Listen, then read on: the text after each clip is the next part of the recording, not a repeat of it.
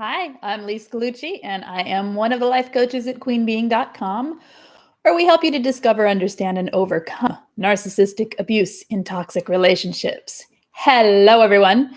Today, we're going to talk about new supply, narcissists, new supply, sex, power, all that stuff. Okay. So, if you have any questions or you need any help with narcissistic abuse recovery, if you have a narcissist that you suspect is in your life and you need some help, head over to queen.com and check it out. All the information's over there that you will possibly need. Lots of articles, lots of videos, everything. And links to support groups like SPAN, which highly recommended for anyone that is going through this. So there's that. If you need information on coaching, it's over there as well. And if also be found in the link in the description of every video. And if you would like text notification of my going live, text me at 33222, put the word Lise Live, Liselive, hit send, and I will text you about 5 to 10 minutes prior to going live every time. And I'm on here 4 days a week. So as always, I'm going to start with a topic, but if anyone has anything coming up for them, please feel free to just add it to the chat and I'll get to it when I can, if I see it. And if I don't see it, just repeat it and I'll see it. Okay. Hello, Fancy, Vicky, Angela, and Jack. Hi, guys. Today, we're going to talk about the narcissist new supply, why they move on so fast, sex and control, and you. All right. And when it's a Hoover and what to do. Well, what they do when they Hoover through all this. Okay, so the narcissist, a lot of people will ask me, how can they move on so fast? How come, they feel jealous that the new supply is getting the good side of the narcissist, that, they feel like they are worthless because the narcissist can so easily move on, which is what they do. Okay. And narcissists, if they haven't already moved on while they're in the relationship, meaning if they don't already have multiple sources of supply, then they will move on most of the time within minutes, days. Mine was simultaneous with the discard text was a reactivation of a dating site app, simultaneous at the same time. So, this is what they do. This is how they are. The reason is they can't exist as they are in this ego-based delusional world without somebody proving that delusion is real, without somebody supporting and feeding supply to the image that they have of themselves. They don't have a self-sustaining self. So they need other people, and they need often, most of the time, they need the romantic type of supply to reinforce their false belief of self. And if they don't have multiple supply, which most of them do within the relationship, then they move on quickly because they crumble and fall and implode when they're on their own. They need the supply from other people feeding them and telling them, yes, you're amazing, right? They need it to validate the mask that they believe is self. So it has nothing to do with them being happy, moving on, giving, sorry, my text keeps dinging, giving goodness to a new person, finding love, finding a better relationship. That it has nothing to do with you. It has nothing to do with the other person. It has nothing to do with the new supply even. It has to do with the narcissist himself, because everything in a narcissist world is about the narcissist, right? It's about them getting. It's not about,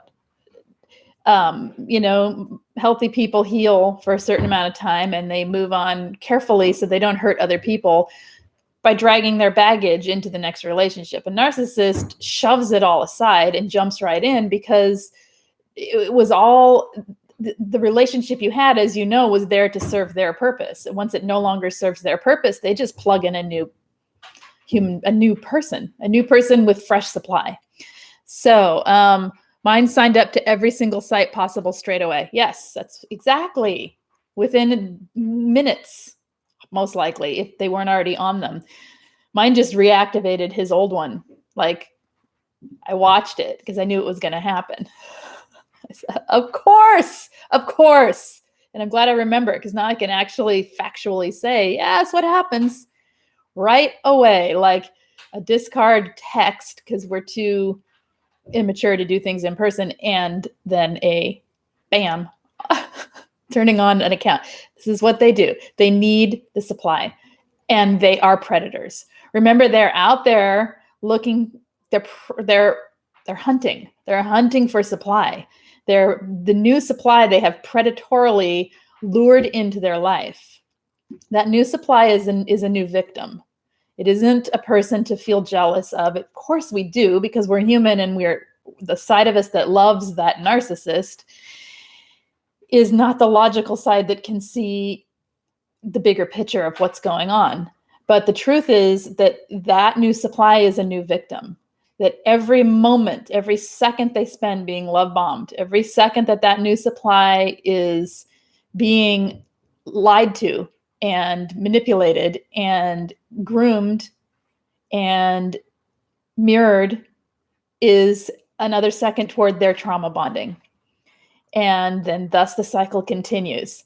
Sometimes new supply can be just as toxic. Yes, that can happen. I hear it all the time of people saying, well, he or she fully knew what was going on. They knew what he was like. Most of the time, that's just two toxic people together, obviously, because a good person doesn't do that, right? So in that case, that's a totally different scenario. But at the same time, they're still using each other. It isn't somebody getting the good of a narcissist. Remember that the good that a narcissist gives is actually more evil than the bad. It's darker than the bad, because the good is what lures you in there, and it's what makes your heart think there's hope. So it is not, it's the worst mask that they have, the good mask, if you look at it that way. What are we saying here? Christy says, mine took her to the damn airport the day he was leaving after telling me he would discuss us later that week. Yes, and that's what I want to talk about next. Okay. Flew her to stay with him at his parents' house and met his daughter the very next week. And meet his daughter. Oh, brother. Yeah. He met her at our apartment complex and said she was like a sister to him. She was at my house 4 days before at a dinner party. Right. And she probably, I don't know her and I don't know the situation, but, assuming she's not toxic as well and didn't know the big picture, right? She's being lied to. And that new supply is as jealous as we feel and as hurt as we feel by them. It's displaced anger and frustration, because really it's the narcissist. It's like a triangulation of anger, right? It's the narcissist pulling you into the drama. In a sense, when they let you know about it, it's kind of like a Hoover, right? Because it's getting supply from you. Hoovers don't always mean, in my opinion, that they're wanting to take you back. It means they want to continue to have some piece of you, piece of your supply. They want the flow of supply going toward them from all people that they can consider that they own. So them letting you know, them having that around like that is, if they've already discarded you, it kind of is, oh, here we go. You said, Jack is saying she got with a friend, trashed him, and she didn't secure another source, and deteriorated with black eyes, looked so old, has hoovered and catfished me for 2 years. Oh gosh, right? So with a Hoover, when it is a Hoover, or when there's a Hoover alongside it, like what Christy's saying here with did all this stuff with the new supply, was basically securing new supply in one hand, and then the other hand saying, let's discuss our relationship later this week, to the main supply, or the supply they're discarding, which is you. And so that's a form of a discard Hoover, like happening at the same time, right? It's the love bomb devalue that has devolved into the discard Hoover cycle. It's the same cycle. It's the same cycle that keeps us hooked in the trauma bonds, right?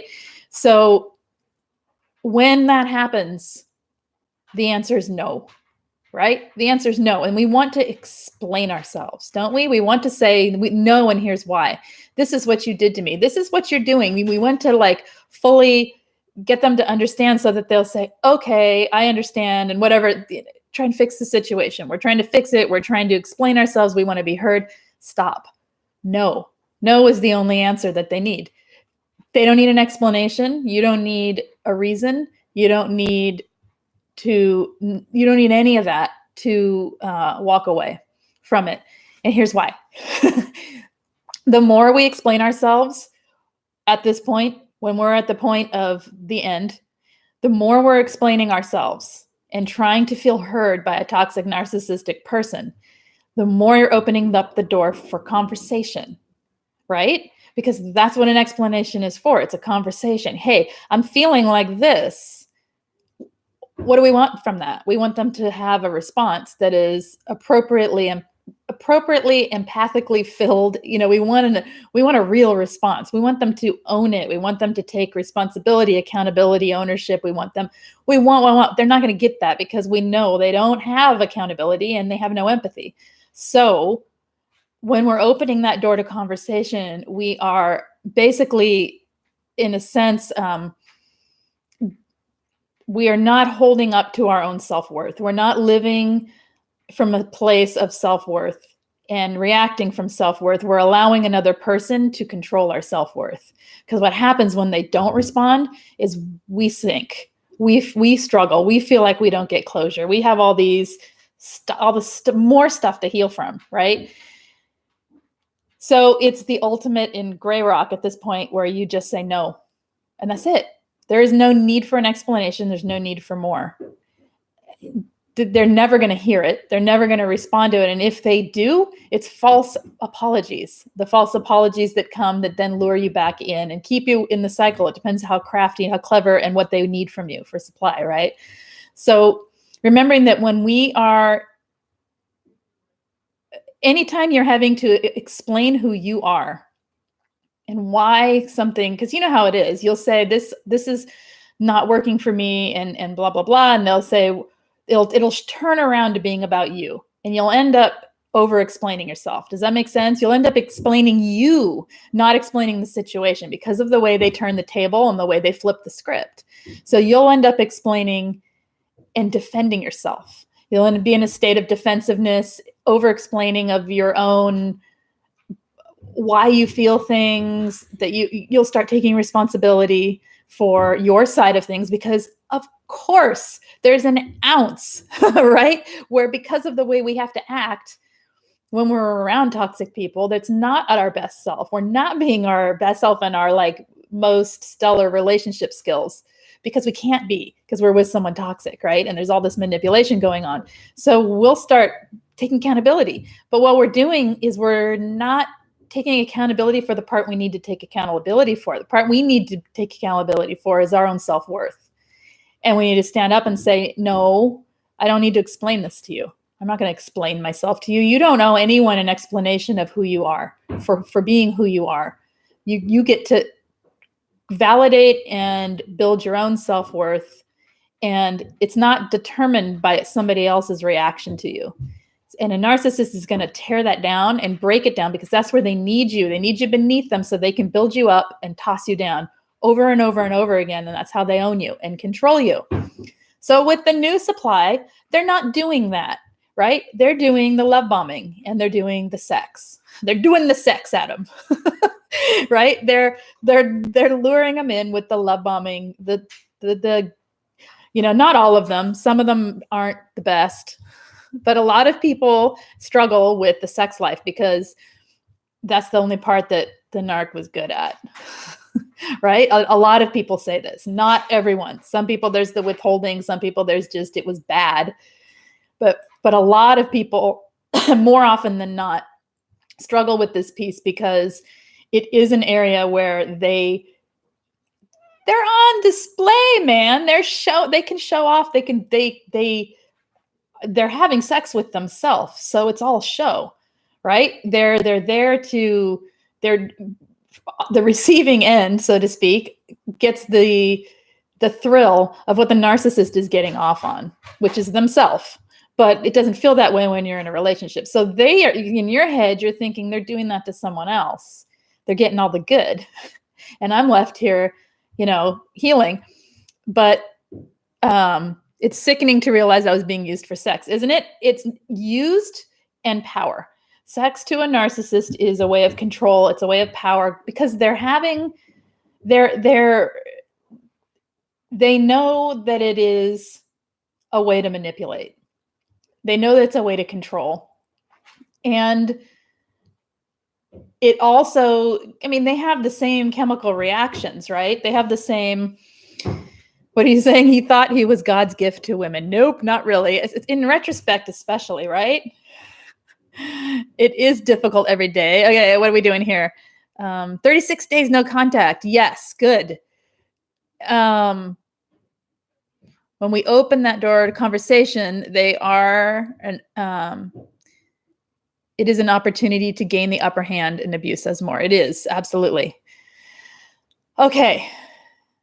Yes, congratulations for sure. And how are you doing with it, Christy? Anything that you need help with the no contact at this point, or what you're struggling with, let me know and we can talk about it, because I don't have a whole lot more here about this. Just kind of a few points I wanted that was brought up, and I felt like it would help other people to hear too, not just the one person that asked about it. It does get easier over time, for sure. Okay. Okay, so remembering that narcissists are predatory, that this is, especially in the beginning, ones who use sex as a way of bonding, they know that people bond through sex because they do. They don't bond the same way. They don't bond with love and empathy and compassionate caring. They bond in a clinging need for attention, worship, praise. They have the same chemical reactions that go on in their body. You have intimate relations with anyone, even a hug, and oxytocin is released. Oxytocin in your body makes you feel close and connected. Now imagine feeling close and connected, but having no empathy. What do you feel close and connected to? Yourself. You feel close, and you get the same rush that we get, the same relaxed, lovely, warm, fuzzy feelings, but you have nothing. There's no bonding to another person because there's no way to connect on the level of empathy, right? If you're a narcissist. So they're getting the positives, right? But they don't have the same bonding abilities. They're also the type of people that would be avoidant attached, extremely avoidant attached, dismissive avoidant attached people. And so they don't, oftentimes they'll get cold and dismissive after they feel close, that type of thing. So with the new supply, they're not going to show that. They're just going to show the mask that is, oh, this is so wonderful, because they have the rush and the feelings inside. They just don't have any empathy or actual connection. But they know the words to say. They know the way to lure someone in, and they can see in someone else. They're getting off on the fact that this new person is falling in love with them. They love it. They eat it up, just like anyone loves it, only they love it in a way of ownership. They're literally hooking new supply with the power that comes from sex and love bombing and all of that. So when you're jealous of them sleeping with someone else, consider the fact that that person it's prey. That person is literally being used. It isn't pretty, and it isn't something to truly in one's logical mind feel jealous of. It's actually really sad. So even though we still feel it, I'm not saying don't feel what you need to feel, but also understand that that person is, most of the time, unless they're toxic themselves, like I said, they're being fooled, and they're being lied to, and they're being hooked, right? Okay. I want to reach out. So, okay, here we go. Let's see what we are talking about here. So, Christy's saying, I want to reach out badly. My shrink, your therapist, said we need to work on why I can seem to only see the good when he was so bad. He hadn't had sex with me in 7 months. When I would want it, he would say, that's all I think about. Of course, of course, of course. That's the withholding power. They use it as power. If it's something you want, they're going to withhold it. If it's something you don't want, they're going to force it. They're going to insist on it. If you don't sleep with me, I'm going to go somewhere else and I'll just sleep with someone else. If you won't do it, I'll find someone else who will. But this is like one night. What do you mean? In one night you'll do that? Yes. Yes, I need it every day. Or what's the matter with you? You're always thinking about that. Just why are you trying to manipulate me? Yeah. Uh-huh. It's power. It's power and control, and it has nothing to do with love and intimacy. Right? When he left, he said we hadn't been more than roommates. You see, it also gives them an excuse. They're so twisted up in their heads. They create these worlds, and then they blame the world they created on everybody else. He created that world of roommate-ness by withholding and keeping you at an arm's length and keeping you in roommate status, right? No matter how hard you tried, no matter what you did, no matter, everything that you were trying, doesn't matter. He created it. And then he has a perfect excuse to say, see, we were nothing more than roommates. Well, frustrating, right? Okay. Since you didn't, we're right. Exactly. Yeah, you got it, Christy. It's all about them and their power and their control. All right. What are we saying here? Like a child at play, they take their love attention away when not getting their way. Yes, they do. Oh, yeah. But a roommate would probably have helped pay rent. A roommate definitely would have paid rent, or they wouldn't have been a roommate, right? Okay. Yeah. So that's all I got on that topic at this moment. That I just want to point out. I just wanted to point out that that it isn't real. None of it's real, right? We know that from our experience. So when they're doing it to someone else, it's not real for that person either. It really isn't.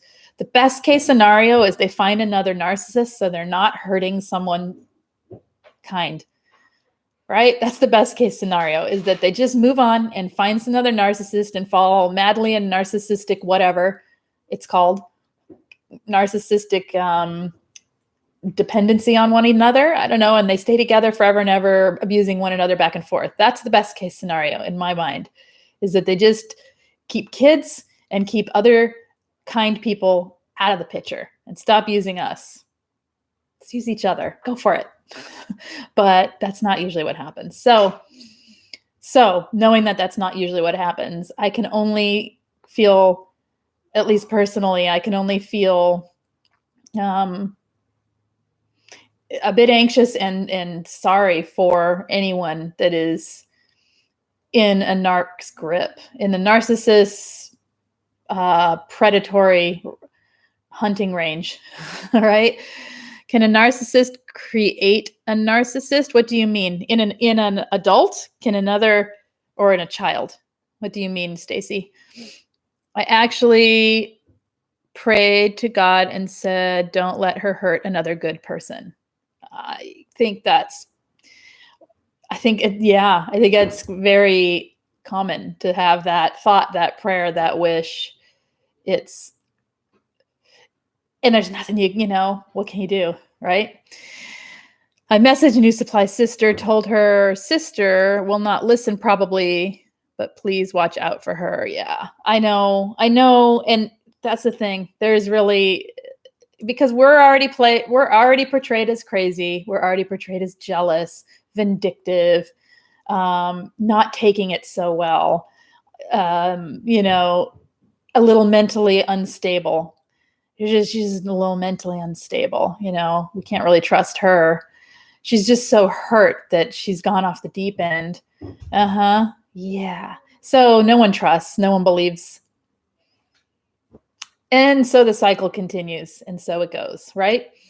All right. So you can see why even when they don't listen, it's still something to feel. It's like it's helpless, right? It's a helpless situation. Okay, relationship. You were talking about a narcissist finding another one. Can they take a person after a long, long time, create a narcissist who hurts others? They can create someone with many fleas that appears like a narcissist. Yes, after many years, you'll see couples that have been together for a long time. One's a narcissist, the other one acts like a narcissist. And then it's really confusing. Like, say it's a mom and dad are together for, I don't know, 45 years. Okay. And say mom's the true narcissist. I'm just making up a scenario. Mom's the true mom is deeply narcissistic, very abusive, gets her way all the time. Dad is a pushover to mom, and dad is just as bad as she is in so many ways. So if you really look at it, it looks like two narcissists. You get dad away from mom, and suddenly you see his empathy. And suddenly you see he has concern. He was worried.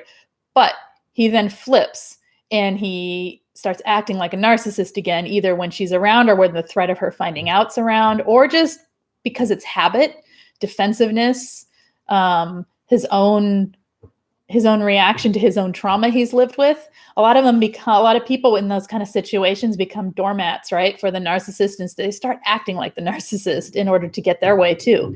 Yeah, it can happen. It's like lots and lots of fleas. That person still has empathy. They're not a narcissist. They're just highly abused and playing the game, right? They're in it to survive, and that's what they're doing, and that's how they're doing it. So, I don't think we can create I don't think you can remove empathy from a person who has empathy. You can deaden the empathy and dull the empathy and build walls of defensiveness around it so that it's barely there anymore. Sure. But that's my understanding of it. And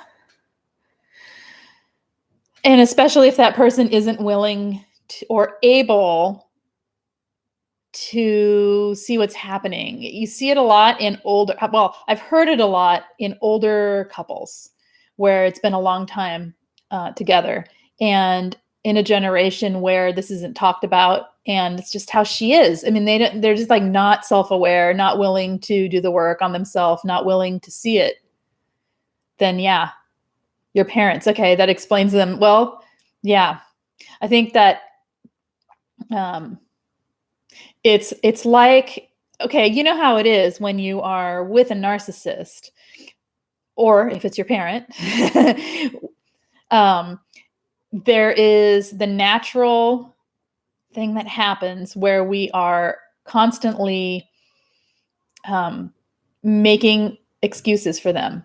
We are we're enabling by covering up their bad behavior, by taking on the responsibility for them of their bad behavior, by accepting the fact that we're worthless, which we aren't, because of, by taking on the lies they're saying about us as our own, and all the ways in which we, when in relationship with them, are helping them in a sense to cover up their own horrible behavior. We're enabling. Like, for instance, mine's sister wouldn't, had to break ties with me because it would make him uncomfortable. Now, that would be totally fine in some situations. There was no reason for it. Like, there's nothing, what am I going to do? I'm not doing anything, right? And I realized that she needs, in order to keep peace, she needs to enable his narcissistic tantrums, his narcissistic fear of anyone talking about him, or fear of anyone like not thinking he's perfect. She needed to placate it, and so she needed to cover it up. So in a sense, it's kind of crappy behavior, but it's the way it is. So those little things that we're doing, they kind of build up. Those things we do, we all do them with a narcissist. It's the only way to be with a narcissist, because if she didn't and she said, screw you, I'm going to hang out with her, there'd have been problems between them, right? And he'd have been all butthurt and pissed off, right? and not getting his way and blah, blah, blah. And it would have caused problems. So we all do it in order to keep peace with the narcissist around. That's what's so toxic, is you can't live your own life. You have to live the life the narcissist dictates. And so when you do that for enough years just to keep the peace, because you're not someone who likes conflict and you're also not a person who wants a whole lot of self-awareness in their life, then yeah, you can become full of fleas and extremely toxic to other people. So, okay. All right, 3 decades. I'm sure I have narc fleas. Everybody who's been around a narcissist will pick up a flea or two. This is why we work on the self-awareness part. This is why most of the videos I do anyway are not about the narcissist, because it's our evolving that matters. They don't matter anymore. Understanding them matters, but not going into their drama. That doesn't matter. It's only understanding so we can see our peace. So if I see that I take on accountability for people, if I see that if someone gaslights me and I try to cover it up and I can't hold the person accountable, but I can walk away and I don't, then my piece is that I need to learn to be accountable to myself for my own self-worth and realize I don't need to sit there and listen to that, right? And that is a waste of my time and energy, and it is not good for me. Goodbye. And so then there's my piece, right? And that's what matters, is learning to handle your part so that you don't get involved in these things again and you keep evolving and you become happy and healthy versus continually being pulled down by other people's crap and trauma, right? All right. Okay. Anybody else have anything? Christy, what are we talking about here? You were talking, okay. You'd be suing the ex for all the money he owes me. Oh boy. Maybe then he will see he can't just trample over women. I doubt it, like you said, but at least it will be on his record. Yes. Good. And you'll be standing up for yourself, and whether you are able to collect monetarily or simply in having done something that stands up for yourself, that'll be great. Just keep your wits about you and remember why you're doing it. And then back to what you were saying here about, you said your therapist was trying to help you with seeing the bad, not just the good. Remember that the good is the worst part of a narcissist's abuse. The good is not good. Okay. The good is the biggest lie they tell you. It was never real. Okay. It's not that you didn't deserve something real. It's that they don't have anything real to give. So the good that they're giving is, in my opinion, the worst part, because it's what hooks you in.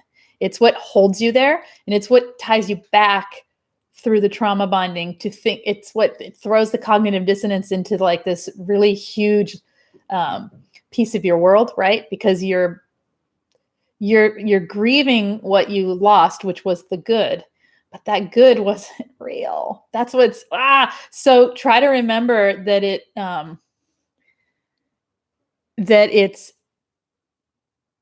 it's like bait. Okay. Their good is bait. That's all it is. You deserve real good. And so what you had was a taste of something that was like fast food. It wasn't real food, right? It was artificial manufactured food. You didn't have something sustaining and nourishing. Gave you a taste for something that you want, because that's what they do. They give you a taste. They give you exactly what you want. They know what you want. They can read you from the moment they meet you. They can see your vulnerabilities. They can see where they can get in, because we're obvious. I can read people from the moment I meet them, not in a way that I want to hurt them, but I can see when someone feels a little self-conscious. Can't you? Like if someone's a little anxious, or if someone's a little, you just pick up body language, and you notice that someone, my aim is to try to make people feel more comfortable, not to hook them in so I can, destroy them, or use them. It's beige food. Exactly. Hi, Mo Cowboy. Yeah. So remember that good that they were giving was number one, it's them getting off on the good too, because they like the positive supply as much as we like it. So it's them, it's the mood they're in to be, they're not being giving, they're being, they are showing you a mask that is a good mask. Okay. But the worst part of it is that's what we believe is the real them. That is not the real them. That's the biggest mask there is. Okay. That is not that, oh, they were happy in the beginning and it deteriorated and it's my fault and it's because relationships are hard. I'm sorry, that's not loving. Relationships go the other direction. They start off kind of slow and, steady, and then they build into something that is the good. That, of course, you can have loving relationship that starts off really good too, but narcissistic ones start off in that like good, good, good, good, and then they deteriorate as soon as things get real, as soon as there's real connection, as soon as you have love for them, as soon as they know they have you, then they devalue, and then that mask is on. I think what's underneath that mask of devaluing is where any piece of the true them is, and that is they don't know who they are. They're shame-filled and frustrated and self-loathing, actually. And who can love from that place? Not many of us, right? That's just need. That's just all we're doing then is, that's why you got to love yourself, you see? So it can come back to you. But anyway, that good, the good is simply a mask. And you perceived it as something that was for you and special for you because you deserve that it was what it to be, and because it's what it looks like. And in the moment, it's what it feels like. But it was never, sadly, because they can't, not because of you. It's because they can't. And it was there. I mean, okay, so narcissist, this is from the mouth of a narcissist. I go and meet people and I put on the lens that I want them to see me through. It's the good lens, right? I put on the lens that I want them to see me through because the first impression is the one that lasts. They will always see me as that. They will always be looking back for that. Straight from their mouth. That's how they meet people. So the good was fake. So remember that. Try to remember that. And that you need real. Okay. And you deserve real. And your self-worth is worth way more than any of this fake stuff. Okay. All right. Okay. What are we talking about here? All right. Anything else that's come up? Or hi, Bonnie. Yes, narcissists are self-loathing and cannot bring up their self-esteem, only give them supply. Not good. Exactly. Yes. They can't bring up their own self-esteem because they can't look themselves in the eye. All right. They can't look. They can only hide behind the masks. All right. I'm not sure all narcissists are self-loathing. Not sure they are anything but other loathing. That's true. Yeah. I don't know if it's all self-loathing, but there's definitely not well, from what I've read, there's no self-worth, and it's the puffed up ego is to hide the fact that they don't hide from themselves, the fact that they don't have a true personality under there. And that there is, so it's confusing. Okay. In their car alone, do they seethe and put hateful faces? No, I think they keep the mask on. I don't know. I don't know what they do. I think they probably do different things depending on the person alone. I know that sometimes they just go into like a depressive, like grumpy state. Seen that. I don't know what they do alone. They're hardly ever alone. So there's that.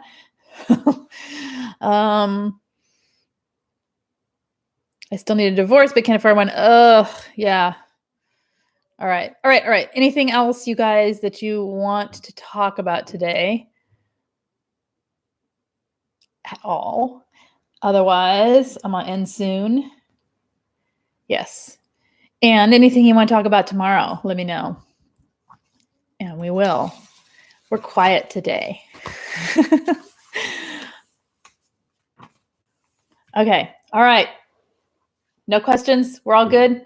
Online catfishing. Online catfishing. Online catfishing. What about it? What about it? Online dating, as weird as it is. I don't know. All right. Okay. Talk about it. Talk about what about it? Just online catfishing, what it is and how it works and why people do it, that kind of thing. Okay, I'll think about it. I have to think about that. Okay. All right, you guys. Nothing else from anyone? No one needs anything? Then I am out of here. I'm going to be back tomorrow. How to spot it. Oh. Yeah. Okay. What do we say, Mo Cowboy? This may be a projection.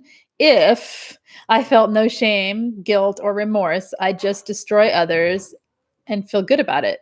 Sleep like a baby, full and content after eating my supply. Yeah, I mean, it makes sense to me. But I think they do feel shame. They just shove it behind the ego. They just shove it behind and push accountability elsewhere.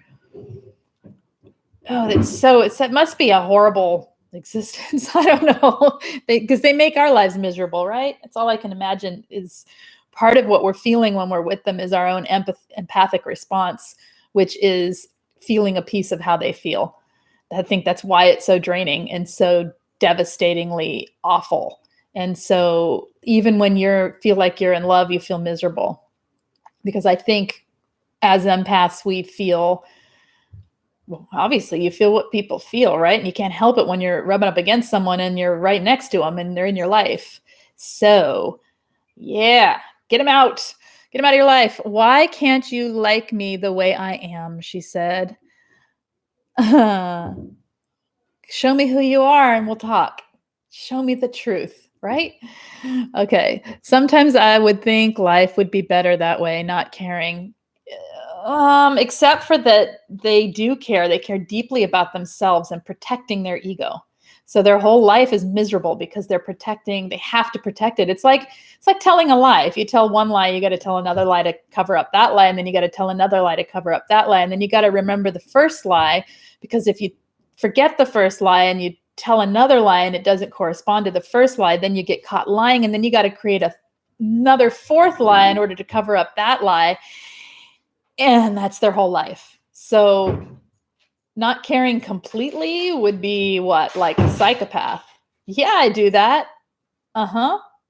Come on, let's go. All right. Yeah. Yep. Yeah. Oh, yeah. Okay. I think it's miserable. I think it's a miserable life. And I think that's why they go after the most lovely, lighthearted, beautiful, caring, wonderful supply that they possibly can, because they want to surround themselves with it. That is something we should take note on. Surround yourself by people who are light and positive and caring and loving. Don't use them, but love them deeply. And your life will be better. That is a lesson to be learned, that they are not stupid in who they choose for supply most of the time. Sometimes it's just whoever's convenient. But the ones that stick around, the ones that last, we tend to be big, shiny, bright lights and lovely people. So we need to stop surrounding ourselves with the toxic, sticky, icky people that we are trying to empathically and compassionately heal and fix and help.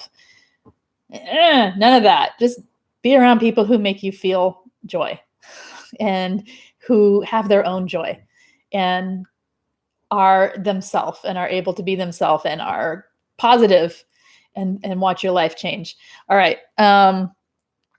Yes, he would do different lies to different people. Yep. No clue how he kept it straight. Yep. I think it's so automatic because it's always been that way, that it's fast. Yeah. Purge the narcs and only allow positive people who actually have a conscience into our inner circle. Absolutely. Into our inner circle, into our next circle after that, our next circle after that, and keep the narcissist on the extreme periphery, and only if you have no choice, right? Yeah. Subject for the future live stream: narcissistic collapse when the narc ages out. Ooh, okay. That's a good one. It's hard to purge it when you basically have lost your innocence. Talk about that. What do you mean? How is it hard to purge it when you have lost your innocence? Losing your, oh gosh, I'm going to have to read something and then come back with it. It's Clarissa Pinkola Estes on losing your innocence. It is so beautiful. It's basically taking the innocence, walking it through the muck and mire, and coming out the other side with wisdom, and then looking back and holding hands with innocence, so that you regain the sense of innocence, but it comes with the wisdom and the understanding and all the scars that come from what you've lived through, from your trauma.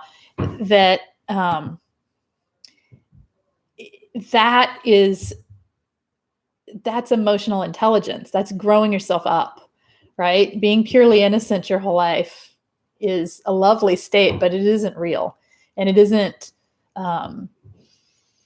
it lacks the depth that a lot of us, once you're there, like why be upset that you can't go back when what you can move forward to is a piece of that innocence combined with wisdom, combined with the scars, combined with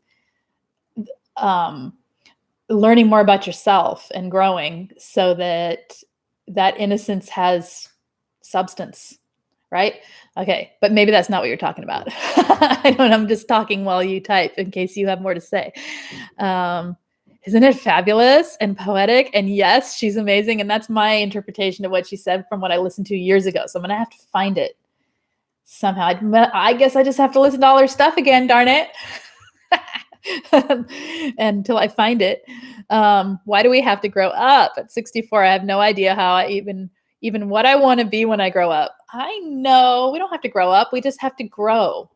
No, we just have to keep evolving, keep going, right? My daughter was his, according to him, one night stand when I was married, and I finally decided when she was 18 months that I wanted us to raise our daughter together again, so I divorced.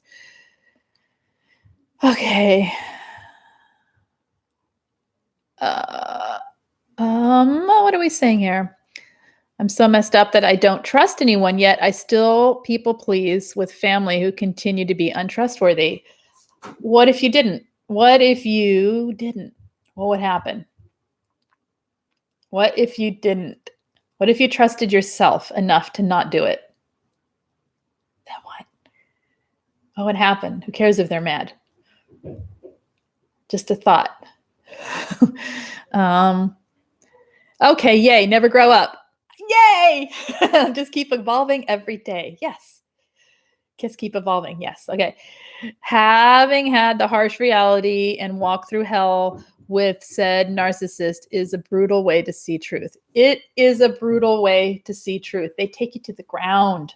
Take it down. They take you to the basis. They take you to your core wound, right? Then they keep you there. They take you to the wounds that are hard to heal from and to the ones that it's hard to see outside of. So perspective gaining is huge. It's hugely important. Gaining perspective around the core wounds and disbelieving the lies that we've been told your whole life. It's super important. We have to grow up. We just have to grow. That's right.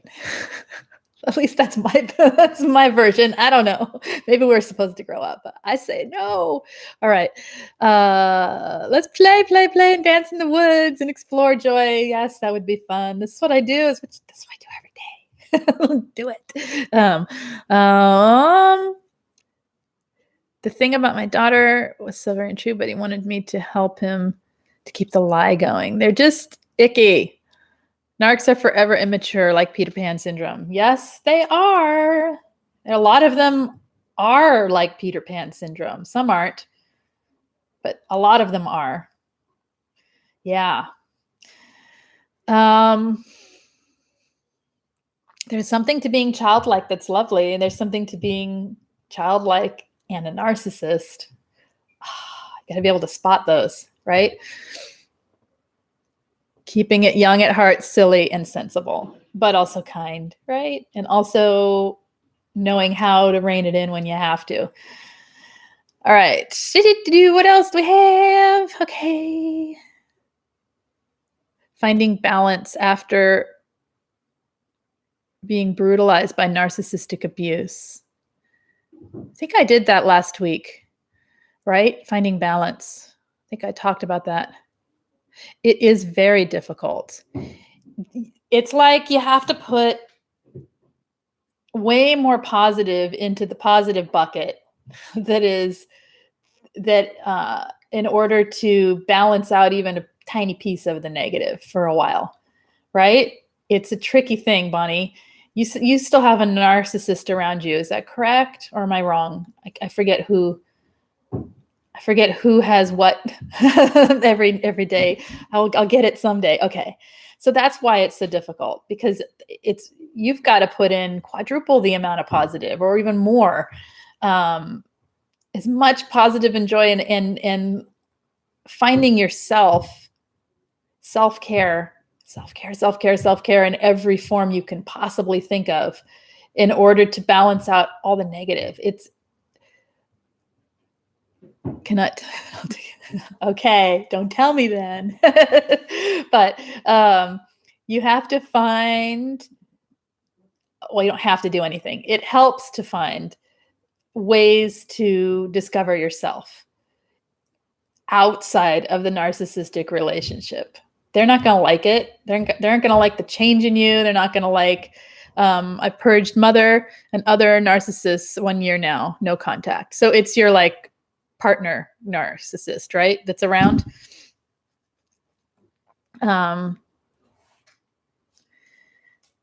Excellent. Yeah. 1 year, see, it helps to get the majority of them away, right? It can be a slow process. It can be.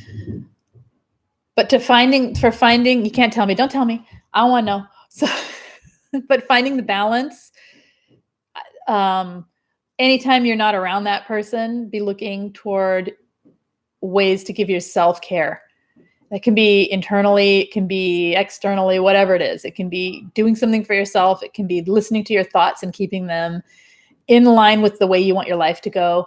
It can be really working on those beliefs that you're telling yourself that aren't true, those negative and limiting beliefs, looking at them and working on those.